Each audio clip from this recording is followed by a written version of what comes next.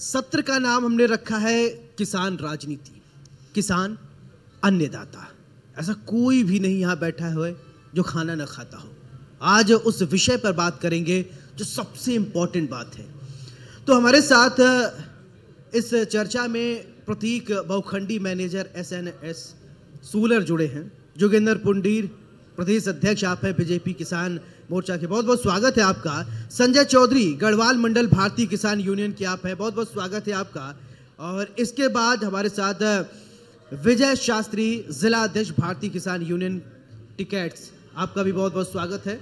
चर्चा की शुरुआत जोगेंद्र पुंडीर जी, मैं आप और अरुण जी हमारे साथ हैं। और जोगेंद्र जी, चर्चा की शुरुआत मैं आपसे करना चाहता हूं। बीजेपी किसान मोर्चा की आप, चलिए जोगेंद्र जी की जगह हमारे साथ अरुण जी हैं। अरुण जी, मैं चाहता हूं कि चर्चा की शुरुआत आपसे हो। किसानों को लेकर अगर बात किया जाए तो क्या दिक्कतें आ रही हैं, किसान कैसे डेवलप करें, कमी कहां रह रही है, क्या देखते हैं, क्या महसूस करते हैं? देखिए, जहां तक मैं समझता हूं, किसानों की अधिकतर समस्याएं हमारी सरकार हल कर रही है और हमारे प्रधानमंत्री जी ने किसानों की आय दोगुना करने की प्रतिज्ञा ली है और उसी ओर हमारी सरकार लगातार काम कर रही है। आप देख रहे होंगे कि लगातार MSP हर फसल का बढ़ रहा है। फॉर एग्जाम्पल मैं आपको बता देता हूं, जब कांग्रेस सरकार थी 2013 में, तो उस वक्त गेहूं का जो मूल्य था वो 1400 रुपये था पर क्विंटल, आज 2200 रुपये है। ये बीजेपी सरकार 10 साल, अभी 10 साल पूरे नहीं हुए हैं, 10 साल में हमने करीब करीब 800 रुपये की वृद्धि की है जी। तो हमारी सरकार किसानों की खुशहाली के लिए लगातार काम कर रही है। बिल्कुल। संजय चौधरी जी, मेरा सवाल कि किसानों को कैसे और आर्थिक तौर पर मजबूत किया जाए, क्योंकि किसान लगातार दिन रात खेत में मेहनत करते रहते हैं। कभी कभी MSP को लेकर इतना ज्यादा संघर्ष करना पड़ा, तो आपको लगता है कि कहा जा रहा है कि किसानों की आय दोगुनी की जाएगी, क्या हम उस रास्ते पे आगे बढ़ रहे हैं? ऐसा जी, सभी तो पहले तो इंडिया न्यूज़ का धन्यवाद कि उन्होंने किसानों को भी पूछा। यानी हम तो सड़कों पर रहे, जो आपके फेसबुक और यूट्यूब से काम चल रहा है थोड़ा बहुत, आप लोगों का धन्यवाद जोरों समझी किसान की। तो अब बात यह है कि अभी भाई अरुण जी ने बताया कि MSP दे रहे, अभी हरियाणा के अंदर MSP 6500 रुपये थी और 3500 में खरीद रहे सूरजमुखी, वहाँ लाठी चार्ज हुआ जी। हरियाणा में कितना बड़ा बवाल हुआ, MSP के ऊपर बढ़ा दिए हमने 800 रुपये।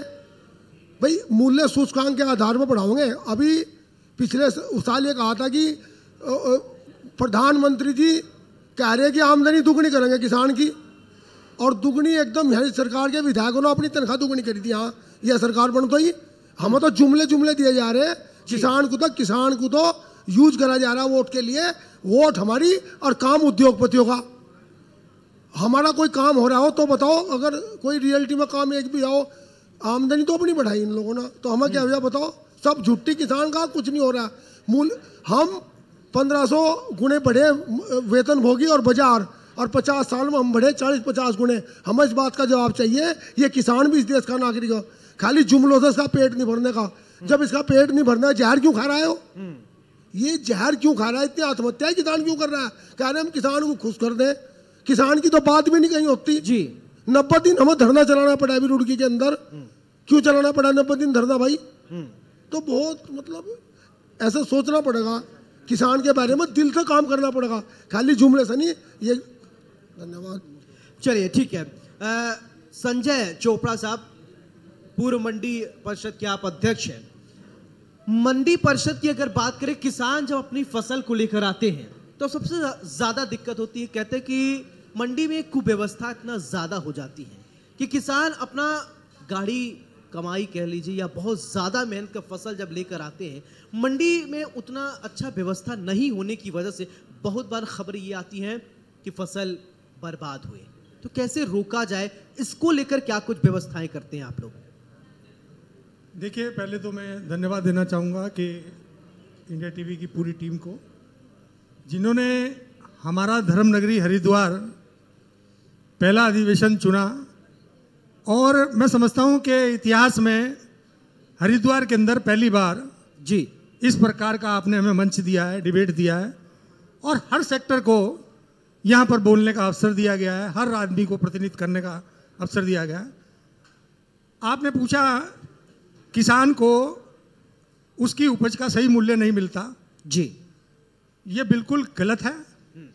मैं आपको बताना चाहता हूँ कि माननीय प्रधानमंत्री नरेंद्र मोदी जी जब देश के यशस्वी प्रधानमंत्री बने तो इनाम योजना आई। इनाम योजना का लगातार प्रयास हुआ।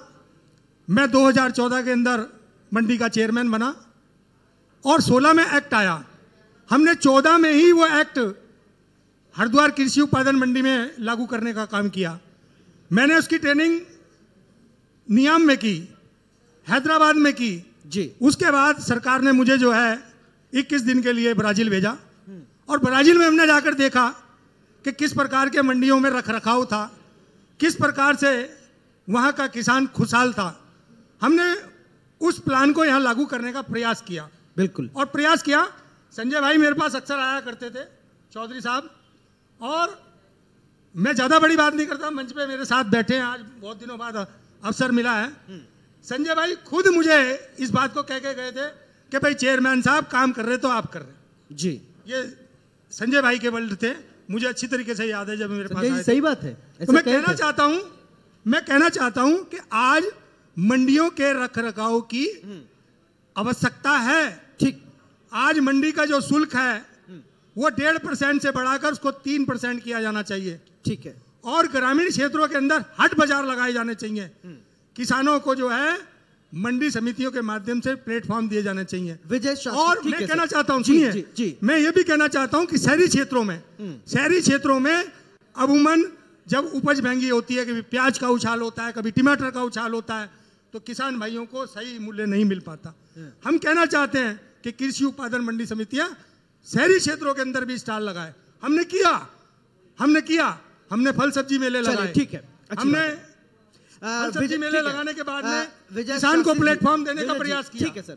विजय जी, मेरा सवाल आपसे कि किसानों को क्या दिक्कतें हो रही हैं, क्या आप चाहते हैं कि सुधार कहां करने की जरूरत है? क्योंकि आप लोग इतना ज्यादा मेहनत करते हैं और उस मेहनत का फल न मिले तो मेहनत बेकार है। सबसे पहले तो हम इंडिया न्यूज को धन्यवाद देंगे कि उन्होंने यहाँ किसानों का पक्ष रखने के लिए भारतीय किसान यूनियन टिकैत के पदाधिकारियों को आमंत्रित किया। इसके लिए पूरे ही चैनल के सभी हमारे बधाई के पात्र हैं। और देखिए, किसानों की जो समस्याएं हैं, यहाँ उत्तराखंड हमारा छोटा प्रदेश है, कृषि बाहुल्य क्षेत्र, यहाँ 1-2 ही जिला ज़्यादातर लगता है, लेकिन यहाँ के किसानों की हालत बिल्कुल खराब होगी जी। अभी आपने देखा लगातार बरसात हुई, बरसात से किसानों की गन्ने की फसलें बर्बाद होगी, धान की फसलें बर्बाद होगी, किसानों के पशु मर गए, किसानों के मकान गिर गए। और यहाँ की सरकार ने मुआवजे के नाम पर मात्र 1500 रुपए बीघा देकर किसान का मजाक बनाया। क्या 1500 रुपए की तो 1 कुंटल गन्ना तैयार करने में लागत भी नहीं लगती? लागत भी कम से कम 3-4 हजार रुपए की 1 कुंटल गन्ना तैयार करने में लागत लगो, तो 1500 रुपए का मुआवजा देकर किसान को मजाक बनाया। हमारा 90 दिन तक रुड़की पर धरना चला इन्हीं समस्याओं को लेकर, किसानों की समस्याओं को लेकर। हमारे कृषि मंत्री जी से प्रतिनिधिमंडल ने वार्ता करी, उन्होंने किसानों को आश्वासन दिया। हमारे गन्ना मंत्री जी यहाँ बैठे हुए, मैं पूछना चाहता हूँ कि क्या गन्ने की फसल किसानों की बर्बाद होगी? क्या किसी चीज का रेट 1-2 साल से नहीं बढ़ाया गया? किसानों का गन्ने का भाव झुका तो यहाँ उत्तराखंड में हम जब गन्ना मंत्री मदन कौशिक जी थे, 10 रुपए फालतू पूरे भारत में गन्ने का रेट मिलता था, और आज घटा कर सारे बराबर कर दिया। आज पंजाब में गन्ने का रेट फालतू मिलता था या ज्यादा मिलता था? 10 रुपए हर जगह से फालतू मिलता था। पूरे देश से गन्ने का जैसे 350 रुपए का रेट है तो हमें 360 मिलता था। 10 रुपए बढ़ा ज्यादा देती मिलता सरकार, ठीक है। उत्तराखंड सरकार। चलिए ठीक है। प्रतीक, मेरा सवाल आपसे कि अभी आपने किसानों को सुना, अब आप सोलर डिपार्टमेंट से है, सोलर को किस तरीके से आगे बढ़ाया जाए, किसानों को क्या इससे फायदा होगा? किसान क्या सोलर पंपिंग का इस्तेमाल करके कम बिजली के खपत में पानी भर सकते हैं, सिंचाई कर सकते हैं क्या?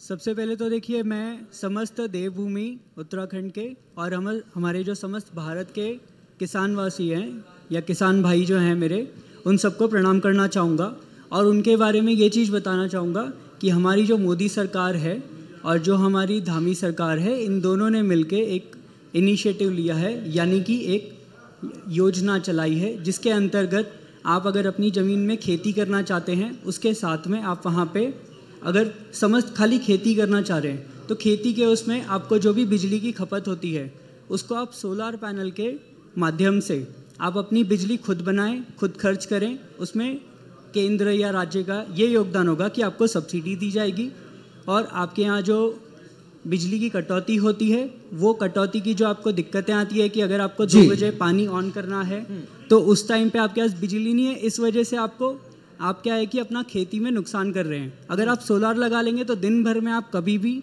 अपना पंप चला सकते हैं, जिस पे आपको बहुत अच्छी सब्सिडीज़ मिल रही है। दूसरी चीज़ मैं ये बोलना चाहूँगा कि अगर आपके यहाँ ऐसा है कि पानी की कमी है, जो कि मैं खुद से पौड़ी के यहाँ से बिलोंग करता हूँ और पौड़ी में मैंने देखा है कुछ राज्य ऐसे हैं जहाँ पे हमें पानी की बहुत समस्या है, तो मोदी सरकार और धामी सरकार जी ने ये कहा है, ठीक है, कि आपके पास जस्ट 1 मिनट जी जी कहना चाहूँगा। हाँ जी, तो इसमें ऐसा है कि आपके पास अगर 1 बीघा 2 बीघा की ज़मीन है तो वहाँ पे आप बड़े प्लांट लगा सकते हैं सोलर के, जिसमें आपको 50% की सब्सिडी मिलेगी। और दूसरी चीज़ इसमें यह है कि केंद्र और राज्य सरकार आपकी बिजली की जो भी उत्पादन होगा वो ले लेगी आपसे। तो इसमें आपका फ़ायदा ये है कि जहाँ पे आपकी बेरोजगार जो ज़मीन थी उसमें आपको रोज़गार का एक साधन हो जाएगा। उसके साथ में आप छोटी छोटी चीज़ें जैसे मशरूम वगैरह उसको भी आप प्रमोट कर सकते हैं। बिल्कुल। हाँ जी। अरुण जी, आप कुछ कहना चाह रहे थे। देखिए भाई साहब, मैं एक चीज़ कहना चाहता हूँ। ये किसान परिवार बैठा है, संजय भाई भी मेरे बड़े भाई हैं, मेरे गांव से ही आते हैं। मेरा कहने का मतलब ये है कि जब भी कोई परिवर्तन होता है तो उसका विरोध होता है जी। जब सबसे पहले अटल बिहारी वाजपेयी की सरकार आई थी तो गन्ने का पेमेंट सोसाइटी से होता है, तो उन्होंने वो गन्ने का पेमेंट जो था वो सबसे पहले उन्होंने बैंक के माध्यम से किया था। और जब बैंक के माध्यम से किया तो उसका बहुत गलत प्रचार किया गया कि इसके बहाने सरकार हमारी जितनी भी आमदनी है जी, उसको हमारी आमदनी का हिसाब लगाकर इनकम टैक्स लगा देगी, ये करेगी वो करेगी। तो उसके बहाने से बहुत बड़ा आंदोलन हुआ, सड़कें जाम कर दी, ट्रेन रोक दी गई। और अंत में क्या हुआ, वो आज जो पेमेंट आता है गन्ने का बैंक में, वो डिजिटल माध्यम से आता है। पहले क्या था, कोई किसी की गन्ने की पर्ची तोलकर और पेमेंट ले आता था। जो किसान का जो असली किसान था जी, वो उससे महरूम रह जाता था। ठीक है। फिर धीरे धीरे क्या हुआ, वो आज डिजिटल पेमेंट हो रहा है, डिजिटल पर्ची।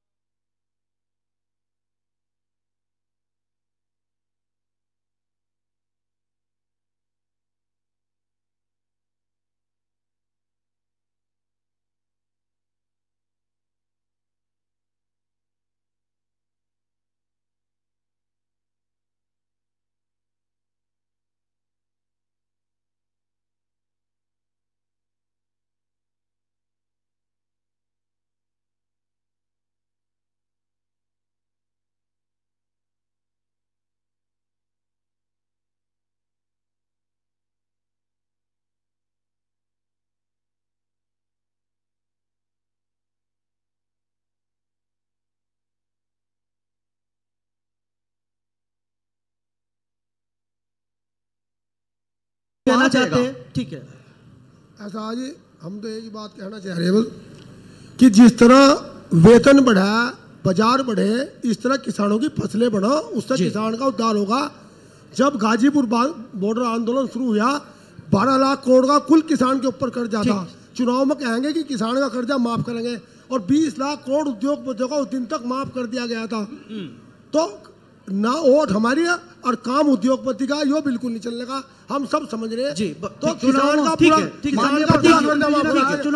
आपकी बात आ गई। अगर किसान का पूरा कर्जा माफ नहीं करेंगे तो हम इनका विरोध करेंगे, नहीं माफ करेंगे तो हम इन्हें वोट देंगे। बात खत्म। प्रतीक, अगर कोई सोलर ले तो क्यों ले किसान? कम शब्दों में जल्दी कंप्लीट करें जी। सोलर के लिए देखिए, मैं खुद से शुरुआत से, जब से मैंने स्टार्ट किया 2009 से, तब से मैं रिन्यूएबल्स में रहा हूँ और सबसे ज़्यादा फ़ायदे जो हैं वो सोलर के हैं। किस तरीके से कि सबसे पहले तो आपको कोई नुकसान है नहीं। आदमी हर जगह नुकसान और नफा देखता है, तो नुकसान हमें इसमें कोई है नहीं। और फायदा ये है कि हमारे पास 50% तक सब्सिडी कम है। शब्दों में वाइंड अप करेंगे हम। देखिए, मेरा सिर्फ एक ही सुझाव है जी कि अभी जो किसानों का नुकसान हुआ है इसके लिए निगरानी कमेटी बना दी जाए और किसान भाई जो संगठन है जी वो उसके सदस्य हों, बिल्कुल। वो उसके सदस्य हों और उसकी कमेटी बना दी जाए ताकि जो मुआवजा देने की बात है वो उसका मूल्यांकन हो जाए। दूसरी चलिए, बात, आप कम शब्दों दूसरी बोलिए, बात, बोलिए, मैं बोलिए। दूसरी बात सिर्फ इतना कहना चाहता हूँ कि मंडियों का डेवलपमेंट होना चाहिए, मंडियों का ठीक रखरखाव है, होना चाहिए। ठीक है, बोलिए। मंडी एक ऐसा बोलिए अरुण जी, प्लेटफॉर्म है ठीक। जो किसान को सीधा देता है, सीधा मिलता है। कम शब्दों, बहुत कम शब्दों में। मेरी बात बीच में रह गई थी। अभी जैसे संजय भाई ने बताया कि वहाँ पे बहुत बड़ा आंदोलन हुआ हाँ, उसके सूरजमुखी के लिए कि वो एमएसपी बिके। अगर हमारे किसान बिल वो वापस ना होते तो शायद ये दिन देखना ना पड़ता। तो इसी के साथ मैं आपका बहुत बहुत धन्यवाद करता हूं कि आपने चलिए, मुझे ठीक बोलने है। का मौका तो दिया अपने मंच इस से। सेशन में हमने बात किया किसान राजनीति पे किस तरीके से डेवलप करना है। अरुण जी बहुत बहुत शुक्रिया आपका, संजय चौधरी जी आपका भी बहुत शुक्रिया, संजय चोपड़ा जी आपका भी बहुत बहुत शुक्रिया, विजय शास्त्री जी आपका भी बहुत बहुत शुक्रिया, प्रतीक आपका भी बहुत बहुत शुक्रिया।